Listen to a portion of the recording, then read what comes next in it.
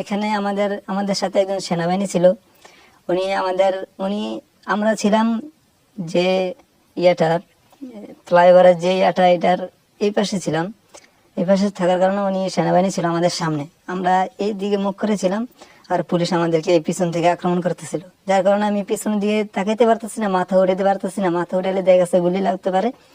যার কারণে আমি এইদিকে ফিরেছিলাম। তখন সেনাবাহিনী দেখলাম উনিও চোখের পানি চলে আসছে। তারপরে আমার সাথে যে দু একজন ছিল, উনি বলতেছে, দেখছেন স্যার, নগদ গুলি করতেছে আর নগদ মানুষ মারতেছে, এখন আমাদেরকে সাহায্য করেন। উনি সেনাবাহিনী, উনি নিজে একটি বিভ্রান্তির ভিতরে পড়ে আছে, আমাদেরকে কিভাবে সাহায্য করবে। কিছুক্ষণ পর দেখলাম, যখন দেখতেছি সেনাবাহিনী পুলিশরা আগে আসতেছে, তখন সেনাবাহিনী উনি নিজের আত্মরক্ষার জন্য, নিজের যান বাঁচানোর জন্য উনি দেখলাম দিয়ে চলে গেছে। তখন যখন দেখলাম পাখির মতন গুলি করতেছে, আমরা এই জায়গায় যখন প্রায় 20 থেকে 25 জন ছিলাম, তখন দেখলাম যে যার উপর গুলি পড়ে সে নগদ মারা যাচ্ছে। তারপরে আমি একটু হাতটা আলগি দিয়ে শুয়েছিলাম, যার কারণে আমাকে গুলি করছিল, আমার গুলিটা আমার হাতে লাগছে, যে হাতের ছেড়ে দিয়ে গেছে, যে এখনো দাগটা আছে। আল্লাহ তাআলার রহমতে হাতের হাড্ডিতে লাগে না, যার কারণে বড় ধরনের কোনো সমস্যার সম্মুখীন হয়নি। তারপর যখন আমার হাতে গুলি লাগার পর আমি সোজা হয়ে শুয়ে যাই। সোজা হয়ে শুয়ে যাওয়ার পর যখন দেখলাম যে পরিস্থিতি একবারে পুরোপুরি পুলিশের আয়ত্তে আছে, আমার সাথে যখন আমার হাতে গুলি পড়ে আমি একটু মরার বান করে শুয়ে আছিলাম, যেহেতু আমার প্রাণ আছে, হয়তো আমি যদি এরকম টেকনিকটা খাড়াই তাহলে হয়তো বাঁচার কোনো সম্ভাবনা, এরকম একটা নিয়তি কারণে কইরা আমি শুয়েছিলাম, চোখগুলো বন্ধ ছিল। যার কারণে যখন আমি চোখ মেলে দেখি, কিছুক্ষণ পর চোখ মেলি, তখন দেখলাম যে আমার পায়ের সামনে থেকে আমার একবার নিকটতম থেকে ফায়ার করতেছে। পায়ের বিকট আওয়াজের কারণে আমার চোখগুলো হালকা হালকা বাড়ি খাচ্ছে।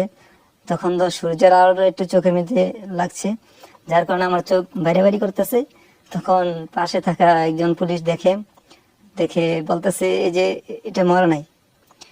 তখন কাছে আসছে, 4-5 জন কাছে আসছে, আইসা কয়েকজন লাথি দিছে আমার মাঝে, আমার পায়ে লাথি দিছে, অনেক জোরে জোরে লাথি দিছে। তারপর দেখছি যে আমি একটু লাড়া দিছি, লাড়া দেওয়ার পর তারপর আমাকে পানি এনে আমার মুখে ছিটা দিছে। আর তখন আমি পরিপূর্ণভাবে চোখ মেলার পর তখন আমি যখন উঠে বসার পর আশেপাশ থেকে আরো 4-5 জন পুলিশ আসলো, আইসা আমাকে রাইফেল দিয়া, পিস্তল দিয়া আমাকে অনেক জোরে জোরে বিভিন্ন জায়গায় আঘাত করতে লাগলো। তখন আমি চিৎকার করতেছিলাম, আমি কইছিলাম, স্যার আমাকে ছেড়ে দেন, আমাকে দয়া করে ছেড়ে দেন। তারপরে এইসব শোনার পর যিনি আমাকে পানি দিছিল, উনি আবার বলতেছে, অনেক আর মারি না, দেখি। পরে দেখলাম যে আমার এই রানগুলা ফুলে গেছে, রাইফেল দিয়ে আঘাত করছে, রক্ত জমে গেছে, অনেক আহত হয়েছিলাম। আমার পায়ের হাড়গুলো মোটামুটি ভাবে জখম হয়েছে। তারপরে আমাকে যখন পানি দিছিল, উনি আমাকে ওনাদের হাত থেকে বাঁচাই বলতেছে, ওনাকে ছেড়ে দাও। এর আগে আমাকে যখন পার দিছে রাইফেল দিয়ে, তখন আমাকে এই জায়গায় পার দিছিল। এই জায়গায় পার দেওয়ার কারণে আমার চোখটা ফুলে গেছিল, তখন এই জায়গায় ফেটে গেছে, এই আশেপাশে যা আছে সবগুলা জখম হয়েছে, আর নাকের এই জায়গাটা দাঁতগুলো সমস্যা হয়েছে। তখন আমার এই চোখ দেখি নাই, এই চোখ অন্ধ ছিল। তখন আমার যে ডাইন চোখ খোলা ছিল, তখন আমাকে বলতেছে, পুলিশটা বলতেছে, যে পানি দিয়ে উঠেছে, উনি বলতেছে যে উনি যদি যাইতে পারে তাহলে ছেড়ে দাও।